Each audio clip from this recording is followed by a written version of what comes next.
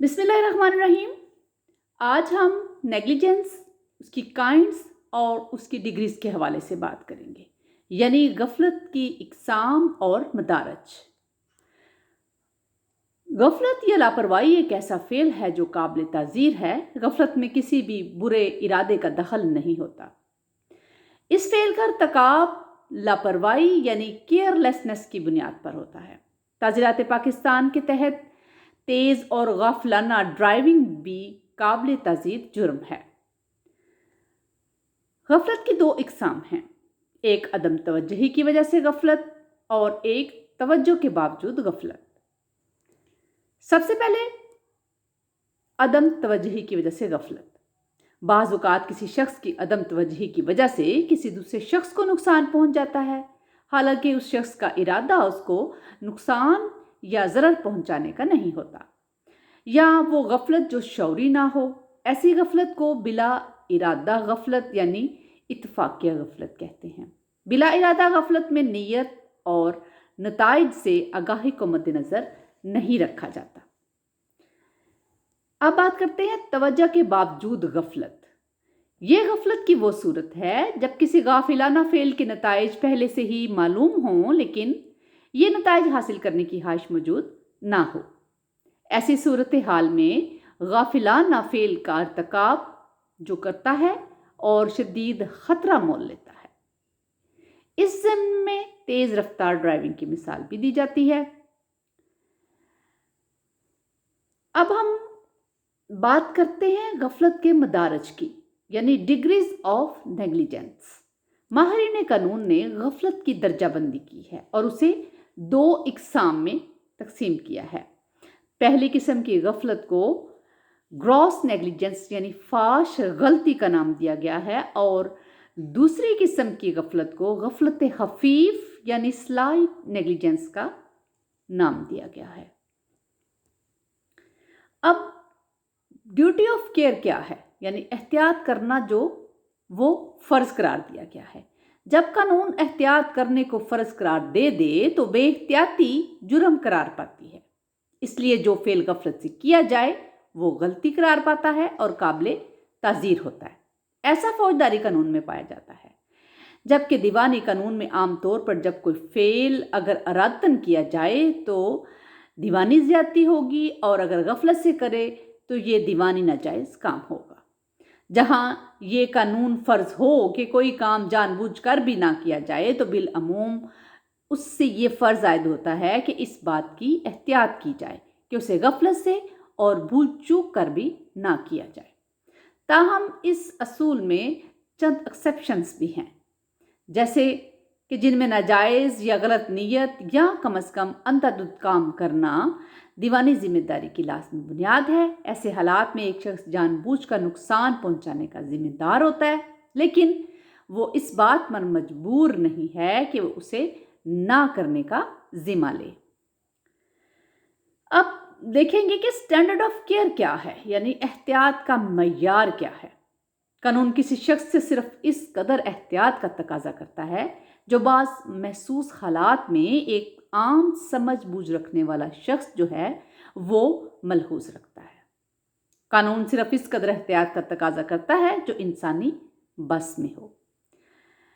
ये एक कानूनी सवाल है कि महसूस हालात में किस कदर एहतियात की ज़रूरत है। मसलन अगर एक शख्स को 10 मील फी घंटा की रफ्तार से गाड़ी चलाना भी दुरुस्त नहीं, लिहाजा उससे माकूल और मुनासिब रफ्तार पर गाड़ी चलानी चाहिए, और यही एहतियात का तकाजा है। एक आम आदमी की निस्बत एक पेशावर शख्स जो प्रोफेशनल है उससे एहतियात की ज़्यादा तवक्को की जाती है।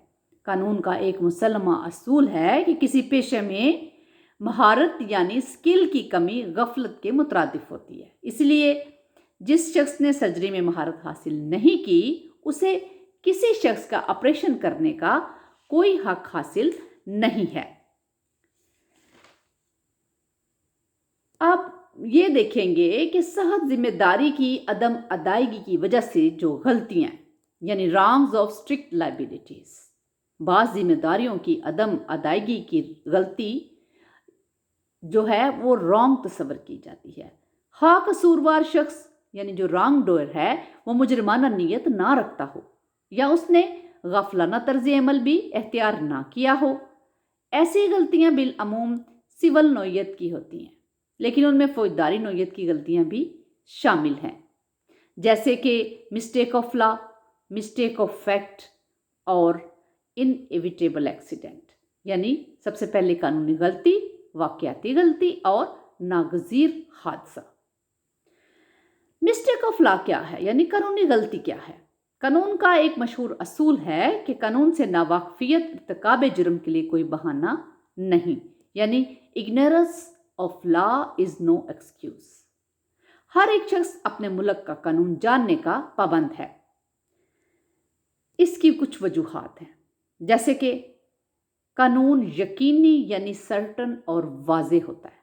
دوسرا، اگر ارتکاب جرم کے لیے قانون سے واقفیت کو ضروری قرار دے دیا جائے تو ہر مجرم یہ کہہ سکتا ہے کہ اسے قانون کا پتہ نہیں تھا، اور اس طرح عدل گستری یعنی انصاف رسانی یعنی ایڈمنسٹریشن آف جسٹس جو ہے وہ ناممکن ہو جائے گی۔ تیسری بات، قانون بالعموم قدرتی انصاف پر مبنی ہوتا ہے، یعنی نیچرل جسٹس پر مبنی ہوتا ہے، اس لیے قانون شکن شخص پر یہ واضح ہوتا ہے کہ وہ انصاف کے اصولوں کی خلاف ورزی کر رہا ہے۔ ان تمام وجوہات پر تنقید بھی کی جا سکتی ہے۔ اس کے علاوہ دنیا کے تمام عدالتی نظاموں میں ان اصولوں کو بھی پیش نظر رکھا جاتا ہے۔ اب دوسری بات کرتے ہیں مسٹیک آف فیکٹ کی، یعنی واقعاتی غلطی کی۔ انگلش قانون میں حقائق یعنی فیکٹ سے عدم واقفیت ایک اچھا ڈیفینس ہے، ایک اچھا دفاع ہے، لیکن یہ دفاع صرف فوجداری قانون مہیا کرتا ہے۔ دیوانی حقائق سے عدم واقفیت کوئی دفاع فراہم نہیں کرتا۔ اگر ایک شخص دوسرے شخص کے خلاف حد تک آمیز بیان چھپواتا ہے تو اسے دوسرے شخص کو ہرجانہ ادا کرنا ہوگا۔ تیسری بات ہے انیویٹیبل ایکسیڈنٹ، یعنی ناگزیر حادثہ۔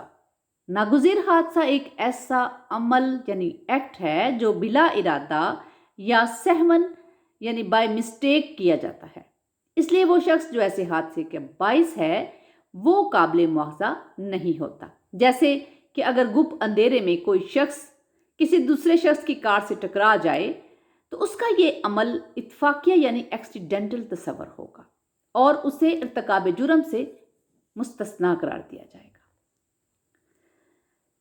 ویکیریس لائبلٹی کیا ہے؟ ویکیریس لائبلٹی یعنی نیابتی ذمہ داری۔ بالعموم ہر شخص اپنے ہی اعمال کے لیے جواب دہ ہوتا ہے اور وہ کسی دوسرے شخص کے اعمال کا ذمہ دار نہیں ہوتا، لیکن ویکیریس لائبلٹی کے تحت ایک شخص دوسرے شخص کے اعمال کے لیے بھی جواب دہ ہوتا ہے۔ جیسے ایک مالک یعنی اونر جو ہے وہ اپنے نمائندے یعنی ایجنٹس کے اعمال کے لیے جواب دہ ہے، یعنی masters liability for acts of his servant.